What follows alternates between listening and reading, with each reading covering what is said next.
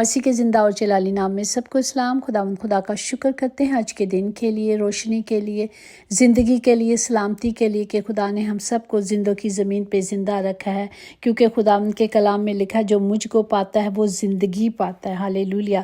اور جب ہم خدا کو پاتے ہیں، جب ہم خدا کی مرضی پہ چلتے ہیں، جو خدا کو پہن لیتا وہ ہمیشہ تک ابدی زندگی پائے گا، نہ ختم ہونے والی اٹرنل لائف۔ لیکن جو خدا کی راہ سے بھٹک جاتا ہے وہ اپنی جان کو نقصان پہنچاتا ہے۔ خدا کہتا ہے جو مجھ سے عداوت رکھنے والے سب موت سے محبت رکھتے ہیں، کیونکہ وہ خدا کے حکموں کو نہیں مانتے، خدا کی فرما برداری نہیں کرتے۔ اس لیے خدا کہتا ہے وہ مجھ سے اپنے آپ سے نفرت کرتے ہیں، کیونکہ وہ اپنے آپ سے محبت نہیں کرتے۔ ہم اپنے آپ سے سب محبت کرتے ہیں۔ ہم نہیں چاہتے کہ ہمارے جسموں کو تکلیف ہو، ہمیں دکھ ہو، تو ہم سوچتے ہیں کہ دنیاوی اگر تھوڑی تکلیفیں دکھ ہوتی ہیں تو ہم سب پریشان ہو جاتے ہیں۔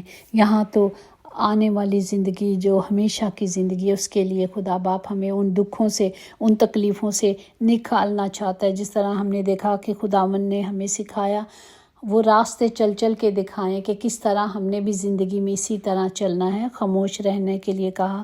اور خدا ہم نے دیکھا کتنی جگہ خدا بولتے نہیں، خاموشی بہترین ہتھیار ہے، خاص طور پر اس وقت جب لوگ آپ سے چیلنجز کی توقع رکھتے ہیں، امید رکھتے ہیں، تو ہمیں خاموش رہنا ہے۔ زبان کے گناہ میں جھوٹ جو بولنا ہے یہ بڑا گناہ ہے۔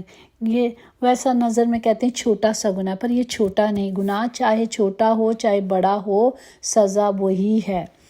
آج کے زندہ کلام کو ہم دیکھیں گے جو زبور 5 اس کی 6 آیات میں یوں لکھا ہے، تو ان کو جو جھوٹ بولتے ہیں ہلاک کرے گا۔ خداوند کو خون خواہ اور غدار باز آدمیوں سے کراہت ہے، خدا کو نفرت ہے۔ پاک کلام پڑھے جان پر خدا کی برکت ہو، خدا کا شکر ہو۔ جھوٹ کا مطلب ہے نقصان یا جھوٹی باتیں، غلط قسم کی بیان کرنا، غلط پیش کرنا کسی طرح سے، اور یا اس سے یہ بھی مراد ہو سکتی ہے دشمنوں کا جھوٹ، معبودوں کو، غیر معبودوں کو ماننا یا ان کی پرستش کرنا، یہ سب جھوٹ میں آ جاتا ہے۔ خدا کا کلام ہمیں سکھاتا ہے کہ جو زبان غلط بیانی کرے گی، جھوٹ بولے گی، اسے کیا کرے گا؟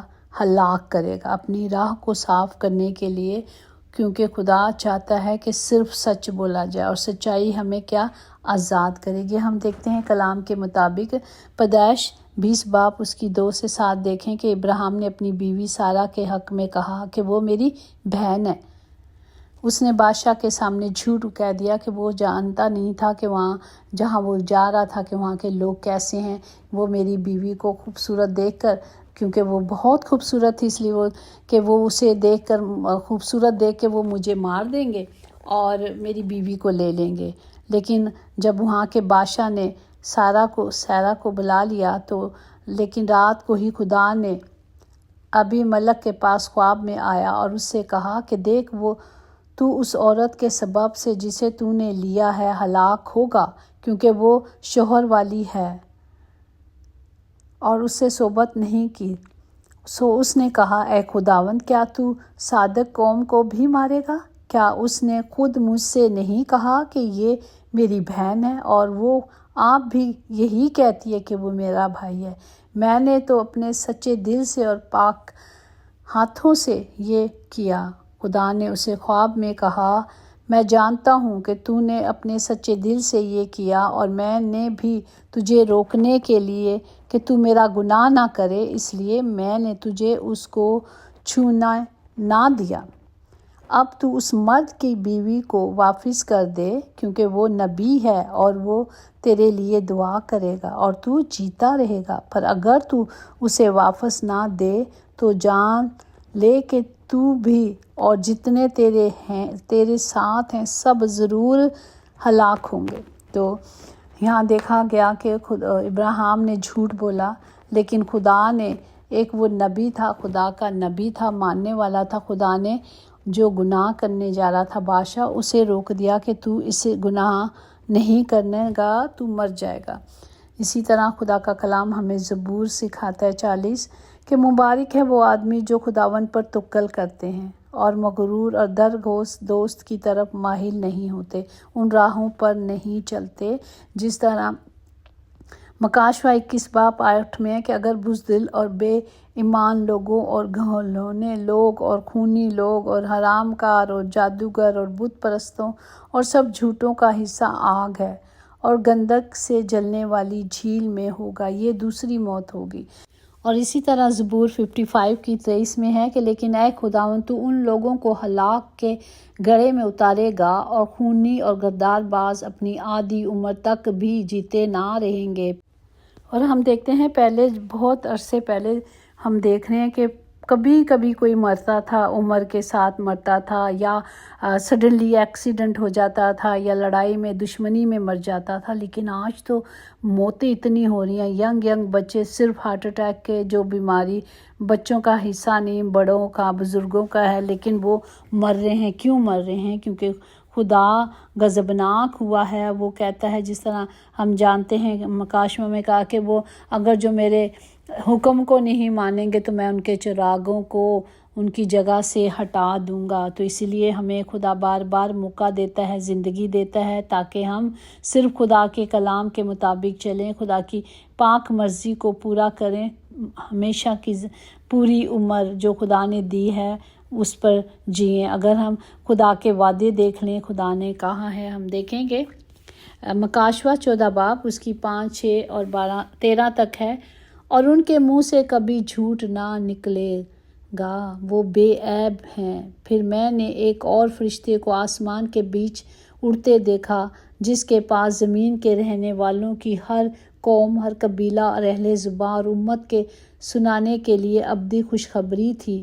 مقدسین یعنی خدا کے حکموں پر عمل کرنے والوں اور یسوع پر ایمان لانے والوں کے صبر کا یہی موقع ہے۔ پھر میں نے آسمان سے یہ آواز سنی کہ لکھ، مبارک ہیں وہ مردے جو اب سے خداوند میں مرتے ہیں۔ روح فرماتا ہے بے شک، کیونکہ وہ اپنی محنتوں سے آرام پائیں گے اور ان کے اعمال ان کے ساتھ جائیں گے۔ یہ خدا نے وعدے کیے ہیں۔ جب ہم خدا میں چلیں گے، خدا پر ایمان رکھیں گے، توکل کریں گے تو نہیں مریں گے بلکہ زندگی پائیں گے اور ابدی زندگی پائیں گے۔ جو بھی اعمال ہے، جو بھی محنت ہے یہی کرنی ہے، وہی اعمال جو محنتیں ہیں، جو مطلب سچائی پہ چلنا، حالات سخت ہوں گے، کچھ بھی ہوگا۔ خدا کا کلام کہتا ہے یہ راستہ بہت سکڑ ہے، لیکن جس طرح ہم چلتے جائیں گے وہ آسمانی راستے وسیع ہوتے جائیں گے۔ ہمیں کیا کرنا ہے؟ خدا کی حکمت پر بھروسہ کرنا ہے۔